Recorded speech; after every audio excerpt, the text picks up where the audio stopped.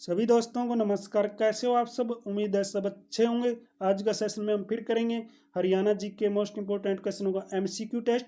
तो आज का टेस्ट में आप कितने क्वेश्चन सही कर पाते हैं कमेंट बॉक्स में ज़रूर बताइएगा। तो बिना देरी के हम आज का सेशन शुरू करते हैं। फर्स्ट क्वेश्चन आता है आज के सेशन का आपकी स्क्रीन पर।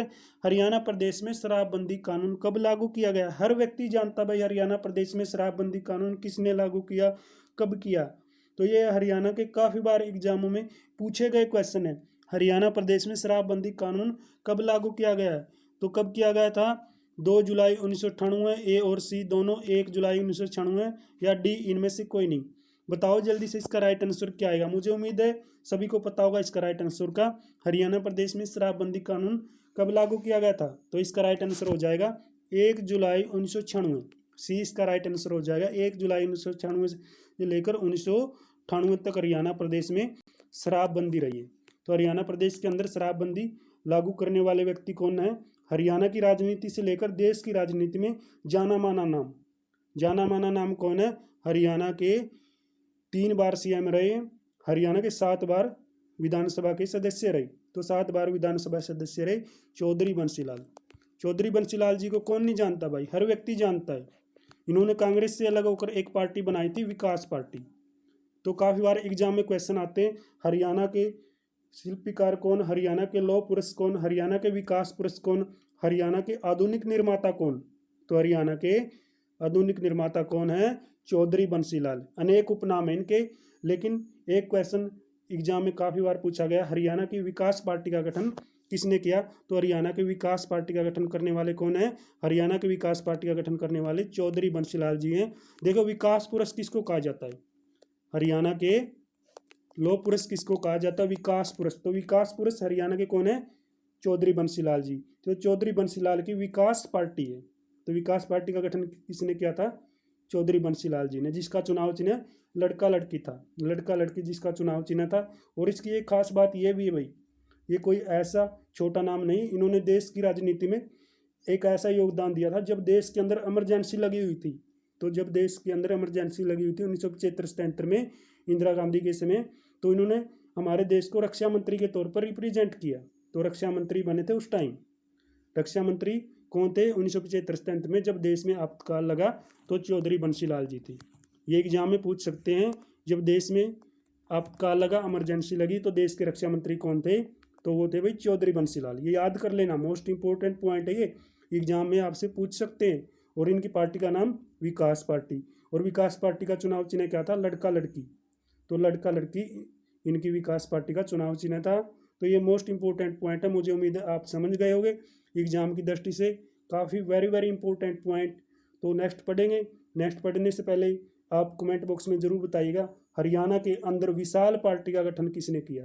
विकास पार्टी का गठन तो चौधरी बंसीलाल जी ने किया, जो हरियाणा के 3 बार सीएम रहे।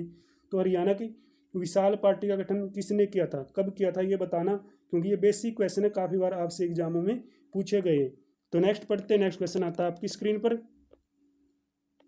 इंदिरा गांधी प्रियदर्शनी युवा सगुन योजना कब आरंभ की गई है? तो इंदिरा गांधी प्रियदर्शनी युवा सगुन योजना कब आरंभ की गई है? 18 जून 2008 या 17 अगस्त 2010 या 14 मई 2010 या 18 जुलाई 2015? बताओ जल्दी से, बेसिक क्वेश्चन है भाई। इंदिरा गांधी प्रियदर्शनी युवा सगुन योजना कब आरंभ की गई? तो कब की गई थी? इसका राइट आंसर आ जाएगा 14 मई 2005 को। 14 मई 2005 को इंदिरा गांधी प्रियदर्शनी युवा सगुन योजना हरियाणा में लागू की गई। सी इसका सही जवाब हो जाएगा। नेक्स्ट पढ़ते हैं। नेक्स्ट आता है, राज्य में लाडली सामाजिक सुरक्षा भत्ता योजना कब लागू की गई? तो राज्य में लाडली सामाजिक सुरक्षा भत्ता योजना कब लागू की गई थी? कब की गई थी? 1 जनवरी 2006, 1 नवंबर 2005 या 9 फरवरी 2004 या डी इनमें से कोई नहीं।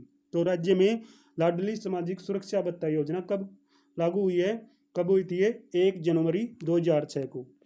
ये सही जवाब हो जाएगा। तो ये हरियाणा जी के एमसीक्यू क्वेश्चन का टेस्ट चला हुआ है। कमेंट बॉक्स में ज़रूर बताओ आप इनमें से कितने क्वेश्चन सही करें, क्योंकि हरियाणा जी की अगर आप प्रिपरेशन करें तो ये क्वेश्चन आप काफ़ी बार कर चुके होंगे। तो इसलिए आपके लिए रिवीजन सेशन है, जो फर्स्ट टाइम करें वो 1-2 बार इस सेशन को देखेंगे तो आपको ये क्वेश्चन अच्छी तरीके से याद हो जाएंगे। नेक्स्ट आता है, हरियाणा सरकार द्वारा स्वतंत्रता सेनानियों को सम्मानित करने का निर्णय किस वर्ष लिया गया? तो हरियाणा सरकार ने स्वतंत्रता सेनानियों को सम्मानित करने का निर्णय किस वर्ष लिया था? 1980 में, 1981 में, या 1985 में, या 1977 में? तो बताओ, बेसिक क्वेश्चन है भाई। हरियाणा सरकार ने स्वतंत्रता सेनानियों को सम्मानित करने का निर्णय किस वर्ष लिया था? कब लिया था? हरियाणा के प्रथम परमवीर चक्र प्राप्तकर्ता कौन है? काफी बार एग्जाम में पूछा गया। कर्नल होशियार सिंह। परमवीर चक्र विजय प्राप्तकर्ता कौन भाई? हरियाणा के प्रथम है ये, पहला पूछा जाए हरियाणा के प्रथम परमवीर चक्र विजय प्राप्तकर्ता कौन है? ये भाई हरियाणा के अंदर कर्नल होशियार सिंह। कर्नल होशियार सिंह ने प्रथम परमवीर चक्र प्राप्त किया था। हरियाणा सरकार द्वारा स्वतंत्रता सेनानियों को सम्मानित करने का निर्णय किस वर्ष लिया गया? इसका राइट आंसर क्या आएगा? इसका राइट आंसर आएगा वर्ष 1980। 1980 में स्वतंत्रता सेनानियों को सम्मानित करने का निर्णय लिया। और प्रथम परमवीर चक्र विजय प्राप्तकर्ता का नाम क्या है? कर्नल होशियार सिंह, हरियाणा के। नेक्स्ट आता है, युद्ध सेवा मेडल प्राप्त करने वाले सैनिकों को नगद राशि, वार्षिकी और भूमि के बदले नगद राशि देने की स्कीम 1988 में बंद कर दी गई थी। उसे बंसीलाल की सरकार द्वारा पुनः चालू किया गया। तो बंसीलाल का फिर नाम आ गया। देखो, बंसीलाल हरियाणा के इसलिए विकास पुरुष, आधुनिक निर्माता, इन्होंने ऐसे काम किए हैं। इनके कामों को अगर हम गिनाने लगे तो कम पड़ जाएंगे। तो हरियाणा सरकार ने जो पुनः चालू कब किया था? चौधरी बंसीलाल जी की सरकार ने अप्रैल 1995 में, या अप्रैल 1997 में, अप्रैल 1996 में, या अप्रैल 1998 में। युद्ध सेवा मेडल प्राप्त करने वाले सैनिकों को नगद राशि, वार्षिकी और भूमि के बदले नगद राशि देने की स्कीम 1988 में बंद कर दी गई थी। तो चौधरी बंसीलाल की सरकार ने पुनः चालू की थी। कब की थी ये स्कीम चालू? ये स्कीम चालू की थी अप्रैल 1997 को। अप्रैल 1997 को ये स्कीम चालू की थी चौधरी बंसीलाल की सरकार ने, जो इमरजेंसी के दौरान हमारे देश को रिप्रेजेंट कर रहे थे रक्षा मंत्री के तौर पर। अनेक काम इन्होंने किए। इनके कामों को अगर हम गिनाने लग जाएंगे तो कम पड़ जाएंगे। नेक्स्ट आता है, चरखी दादरी व सूरजपुर का प्रमुख उद्योग किसका भाई? तो चरखी दादरी व सूरजपुर का प्रमुख उद्योग किसका है? सीमेंट का, कागज का, चीनी का, या डी इनमें से कोई नहीं। तो किसका आएगा? सीमेंट का। चरखी दादरी व सूरजपुर उद्योग किसका है? सीमेंट का। ए सही जवाब हो जाएगा। नेक्स्ट पढ़ते हैं, फरीदाबाद के निकट स्थित गांव सी किस प्रसिद्ध भगत कवि की जन्मस्थली है? तो सी गांव में किसका जन्म हुआ भाई? फरीदाबाद की सी गांव में किसका जन्म हुआ था? सभी को मालूम है, सूरदास जी का जन्म हुआ है। सूरदास जी की 3 रचनाएं हैं, सुरसागर, सुरसरावली, साहित्य लहरी। ब्रज भाषा में इन्होंने ज़्यादातर साहित्य लिखे।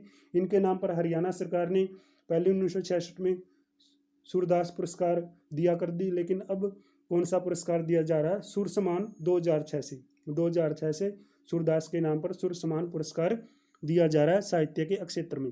फरीदाबाद के निकट स्थित गांव सी के भगत कवि की जन्मस्थली क्या है? सूरदास की जन्मस्थली है। मोस्ट इंपोर्टेंट है भाई ये, लेकिन बेसिक ही है, क्योंकि सभी को मालूम ही है। बच्चों को पढ़ाना शुरू कर देते हैं सूरदास का जीवन परिचय, तो ये एग्जाम में पूछे गए हैं। तो गांव सी में किसका जन्म हुआ था? सूरदास जी का जन्म हुआ था। 3 इनकी रचनाएं थी। ज़्यादातर साहित्य इन्होंने ब्रज भाषा के अंदर लिखे। अकबर और जहांगीर के ये समकालीन थे। ये भी क्वेश्चन बना काफ़ी बार। ये सूरदास किसके समकालीन रहे हैं? अकबर और जहांगीर के। अकबर और जहांगीर के समकालीन सूरदास जी रहे हैं। तो नेक्स्ट पढ़ते हैं। नेक्स्ट आता है, राज्य में सर्वाधिक उत्पादकता निम्न में से किसकी है? तो राज्य में सर्वाधिक उत्पादकता निम्न में किसकी रहेगी? गेहूं की, मक्का की, चावल की, गन्ना की। तो राज्य में सबसे ज़्यादा क्या उगाई जाती है? गेहूं, मक्का, चावल, गन्ना।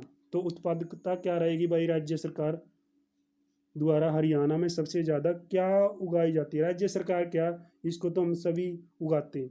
तो राज्य में सर्वाधिक उत्पादकता निम्नलिखित में से किसकी है? उत्पादकता किसकी आएगी? गेहूं की। सबसे ज़्यादा खाद्य क्या खाई जाती है? गेहूं। गेहूं सबसे ज़्यादा हमारे हरियाणा में उगाई जाती है। ए इसका सही जवाब हो जाएगा। नेक्स्ट आता है, राज्य के महेंद्रगढ़ जिले के किस स्थान पर एक वीर्य बैंक स्थित है जहाँ पर तरल नाइट्रोजन प्लांट लगा है? तो राज्य के महेंद्रगढ़ जिले के किस स्थान पर एक वीर्य बैंक स्थित है? तो महेंद्रगढ़ आ गया। तो महेंद्रगढ़ का एक नारनौल क्षेत्र में एक वीर्य बैंक स्थित है। तो हरियाणा में कुल वीर्य बैंक कितने हैं? तो कमेंट बॉक्स में बताना भाई, हरियाणा में कुल कितने वीर्य बैंक हैं, क्योंकि एग्जाम में HSC ने ये क्वेश्चन पूछा है, वीर्य बैंक हरियाणा में कितने हैं। तो नेक्स्ट पढ़ते हैं। नेक्स्ट आता है आपकी स्क्रीन पर, राज्य का कौन सा जिला खुम्बी यानी मशरूम के उत्पादन में देश में अग्रणी रहा? सोनीपत, अंबाला, सिरसा, यमुनानगर। तो खुम्बी की फसल में सबसे आगे, सबसे अग्रणी कौन सा रहा है? राज्य का कौन सा जिला खुम्बी के उत्पादन में देश में रहा भाई? तो देश में ये अग्रणी रहा सोनीपत। ये इसका सही जवाब हो जाएगा। तो आज का सेशन में हमने ये बेसिक ही क्वेश्चन में बोलूँगा, क्योंकि काफ़ी बार एग्जाम में पूछे भी गए हैं, लेकिन हमने कुछ मोस्ट इंपॉर्टेंट पॉइंट साथ में डिस्कस किए। वो आपको कैसे लगे कमेंट बॉक्स में ज़रूर आपने बताना है। तब तक दोस्तों, थैंक्स फॉर वॉचिंग। जय हिंद, जय भारत। अगले सेशन में जल्दी मिलते हैं।